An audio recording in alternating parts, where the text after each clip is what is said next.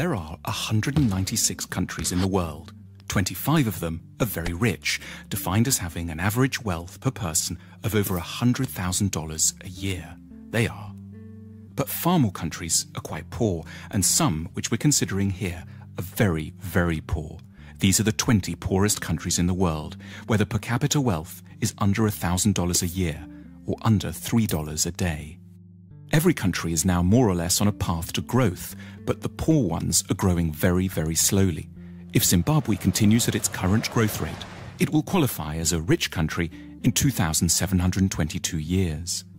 What we want to know in this film is why some countries prosper and others stagnate, so that we can understand what rich countries are doing right and get a better grip on the challenges and hurdles facing poor countries. There are basically three factors that determine whether a country will be rich or poor. The first is institutions. Institutions are beyond important. Broadly speaking, rich countries have good institutions and poor ones have very, very bad ones. The correlation between poverty and corruption is direct. The richest countries in the world are quite simply invariably also the least corrupt ones. And the most corrupt countries are also the poorest.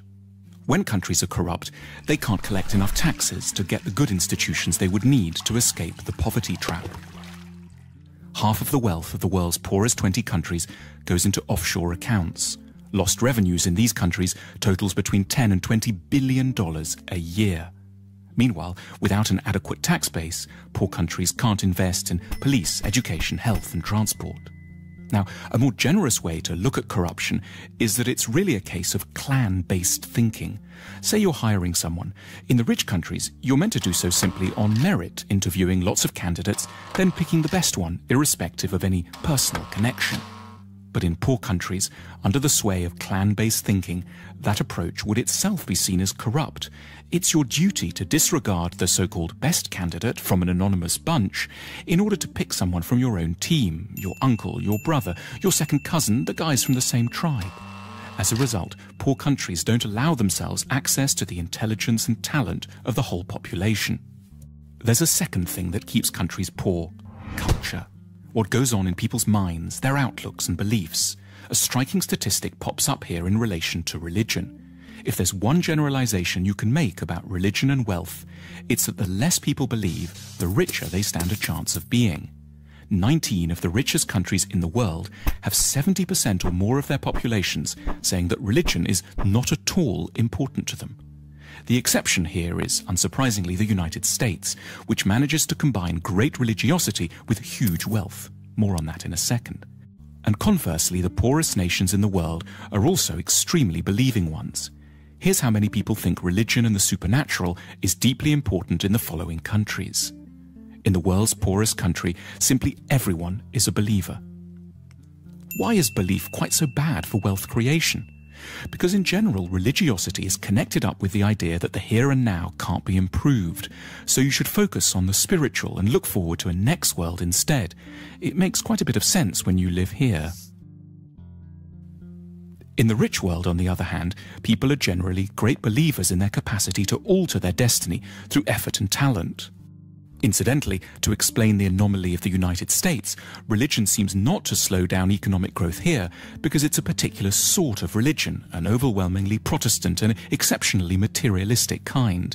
The American God doesn't want you to think of building the New Jerusalem in the next world. He wants it here and now, in Kansas or Houston. There's another big factor that determines the wealth and poverty of nations: geography. Poor countries are overwhelmingly located in the tropical regions. This isn't a coincidence. Life is, in many ways, simply far, far tougher there. The problems begin with agriculture. Tropical plants are generally a lot less packed with carbohydrates. Poor countries have worse soil too. Also, and perhaps surprisingly, a tropical climate can be disadvantageous to photosynthesis. Historically, a key determinant in the likelihood of societies growing rich was their possession of large domesticated animals, such as horses and oxen, which liberated a huge part of the workforce from having to plough by hand. But in tropical Africa, domesticated animals have throughout time been devastated by a further appalling scourge, the tsetse fly. This small fly, exclusively present in Africa because of its heat and humidity, knocks out animals on an enormous scale, making them sleepy or inactive, and has had a profound effect on the ability of Africans to develop technology, increase agricultural productivity, and amass wealth. It isn't just plants and animals that suffer in the tropics. In the middle latitudes, humans are open to a terrifying array of diseases, including 100% of low-income countries are affected by at least 5 tropical diseases simultaneously. The magical temperature, which has helped to make rich countries rich, is 16 degrees centigrade. However superficially unpleasant, that drop below 16 degrees as autumn starts to bite is quite literally a foundation stone of civilization. Geography also encompasses transport, and poor countries are on the whole very badly connected. Landlocked Bolivia and semi-landlocked Paraguay are the poorest nations in South America. Africa has only one major navigable river, the Nile, and hosts 15 landlocked nations, 11 of which have average incomes of $600 a year or less. Not coincidentally, the poorest country in Asia, Afghanistan, is also landlocked. Then there's the matter of natural resources. Natural resources like oil or precious metals can be real trouble, and paradoxically, poor countries tend to have them in spades. These natural resources are what economists call intensifiers. They will help to make a country with good institutions richer, but one with bad institutions get even poorer, precipitating what's called the resources trap. So the Democratic Republic of the Congo is one of the world's most mineral-rich countries, holding most of the world's coltan, which every mobile phone has a bit of inside. But natural resource wealth helps elites to grab money without requiring the cooperation of the whole society. If the only way to grow wealthy is to assemble high-tech aero engines, for example, you're going to need your whole society to buy into the project. But if you just need to extract a few minerals, you can do so with a small labor force, some guns, and an airstrip long enough to ferry your loot out to market. The wealth from coltan keeps DRC armed rebels in guns and corrupts every level of society. So how should one weigh up the relative importance of all these different factors, institutional, cultural, and geographic, in determining the wealth of nations?